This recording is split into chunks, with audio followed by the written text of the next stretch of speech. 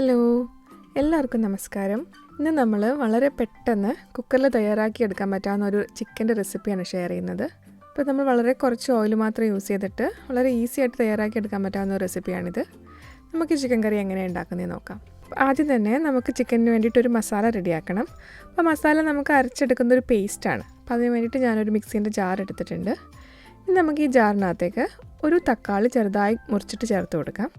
പിന്നെ അതിൻ്റെ കൂടെ തന്നെ 1/4 ടീസ്പൂൺ ജീരകം, പിന്നെ 1/2 ടേബിൾ സ്പൂൺ പെരുംജീരകം, പിന്നെ ഏകദേശം ഒരു 12-13 കശുവണ്ടി പരിപ്പ് ചേർത്ത് കൊടുക്കാം.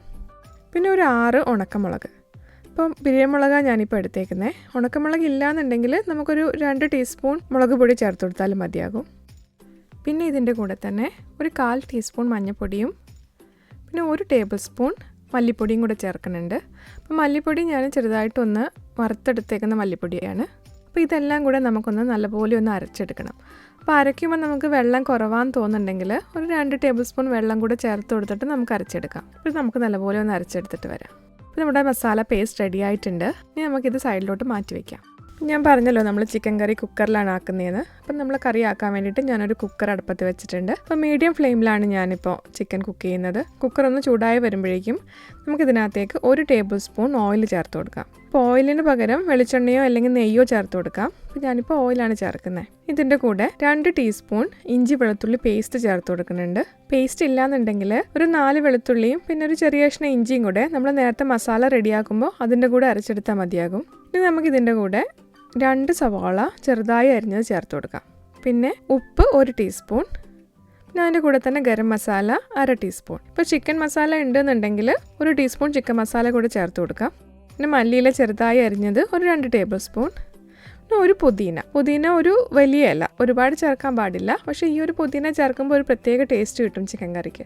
അപ്പോൾ പുതിന നമുക്ക് ചെറുതായിട്ടൊന്ന് നുറുക്കിയിട്ടൊന്ന് ചേർത്ത് കൊടുക്കാം. ഇനി നമുക്ക് നമ്മൾ നേരത്തെ അരച്ച് വെച്ചേക്കുന്ന മസാല പേസ്റ്റ് ചേർത്ത് കൊടുക്കാം. ഞാനിപ്പോൾ 1 കിലോ ചിക്കനാണ് ഇവിടെ ചേർക്കുന്നത്. അപ്പോൾ 1 കിലോ ചിക്കൻ നന്നായിട്ട് കഴുകിയെടുത്തേക്കുന്നത് നമുക്ക് ചേർത്ത് കൊടുക്കാം. പിന്നെ കുറച്ച് കറിവേപ്പില ചേർക്കുന്നുണ്ട്. പിന്നെ 1/2 കപ്പ് വെള്ളം കൂടെ നമുക്ക് ചേർത്ത് കൊടുക്കാം. ഇതെല്ലാം ചേർത്തതിന് ശേഷം നമുക്ക് നല്ലപോലെ ഒന്ന് മിക്സ് ചെയ്തിട്ട് ചിക്കൻ ഒന്ന് വേവിച്ചെടുക്കാം. ഞാൻ നല്ലപോലെ മിക്സ് ചെയ്തിട്ടുണ്ട്.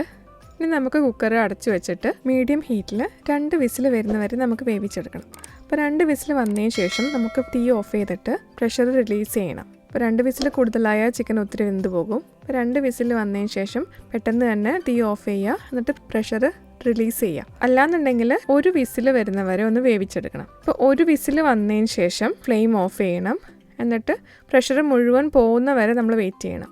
ഞാൻ കുക്കർ തുറക്കാൻ പോവാണ്.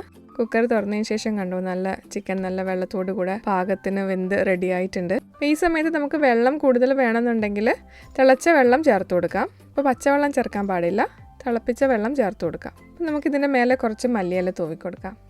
വളരെ ഈസി ആയിട്ട് തയ്യാറാക്കി എടുക്കാൻ പറ്റാവുന്ന ചിക്കൻ കറി ഇപ്പോൾ റെഡി ആയിട്ടുണ്ട്. എല്ലാവരും ഒന്ന് ട്രൈ ചെയ്ത് നോക്കണം. ഇന്നത്തെ വീഡിയോ എല്ലാവർക്കും ഇഷ്ടപ്പെട്ടു എന്ന് വിചാരിക്കുന്നു. ഇന്നത്തെ വീഡിയോ ഇഷ്ടപ്പെടുവാണെങ്കിൽ ലൈക്ക് ചെയ്യാനും ഷെയർ ചെയ്യാനും മറക്കരുത്.